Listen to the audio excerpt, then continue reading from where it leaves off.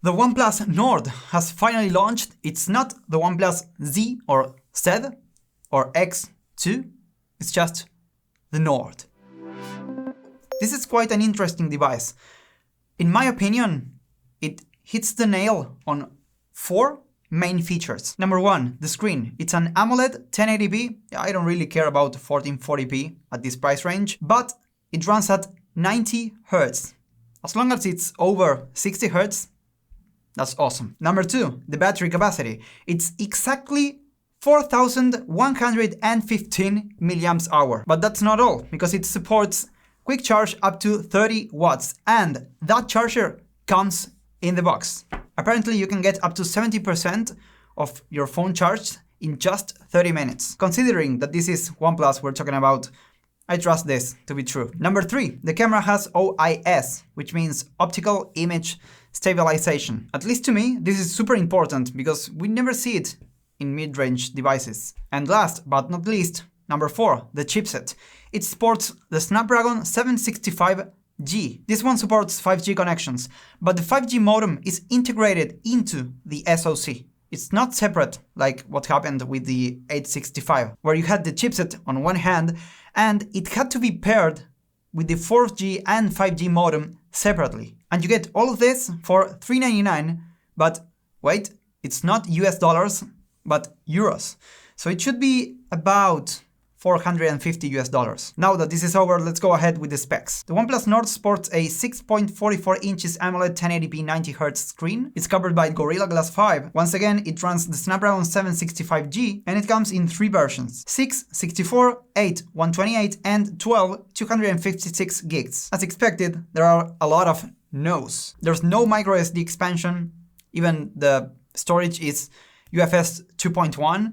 There's no 3.5mm jack. The USB Type-C connector on the bottom is only USB 2.0. It's not IP68 certified, which I completely understand for this kind of price range. And finally, there's no wireless charging. Once again, it's expected. This phone comes in 2 colors, blue marble and gray onyx. Unfortunately though, they're not matte, so glossy backs once again. Since we're talking about the back, what about the back cameras? There are 4 in total. A main 48 megapixel f1.8 26mm main sensor. Mind you though, this is exactly the same 48 megapixel main sensor found on the OnePlus 8. The second camera is an 8 megapixel f2.3 119 degrees field of view camera with an ultra wide lens. Then you get a 5 megapixel f2.4 depth sensor, and finally a 2 megapixel f2.4 macro lens. I don't really know who's asking for these macro cameras, especially at this super low resolution. I mean, I'd much rather have a telephoto lens. They're probably more costly to get into the phone considering the price, but between the depth one that you cannot really access unless you're using portrait mode and this macro one, well, at least we've got the 48 megapixel main sensor with OIS. So it's fine. It's fine, OnePlus. Funny thing though, if you check their website, which is fantastic, good job, it's super sassy. It says that you can record up to 4K 30 FPS, but you can get up to 4K 60 with the front cameras.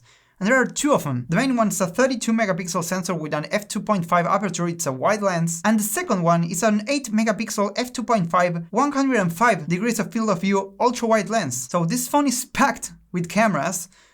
But once again, you get 4K 60 on the front and up to 4K 30 on the back. I'd really love to know why this is happening.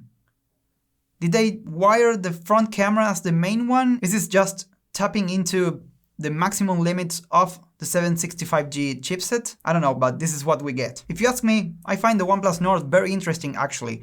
There are not many other options in this price range that have the 4 main points that I featured at the start of this video. So maybe in the probably near future, if Google ever decides to release the Pixel 4a, then maybe we get a new contender for the OnePlus Nord, which I know it's not perfect, but I think you get a lot of phone for 400-ish bucks. Even the fact that you get the 30-watt proprietary charger in the box without having to pay anything extra at all is fantastic and a bold statement. Unfortunately, I cannot say anything else about the phone because, well, as you see, I don't have it in my hands. So if we ever get one in the future, it'll get our full review. So if you want to watch that, be sure to subscribe and hit the notification bell and enable everything. You know what to do.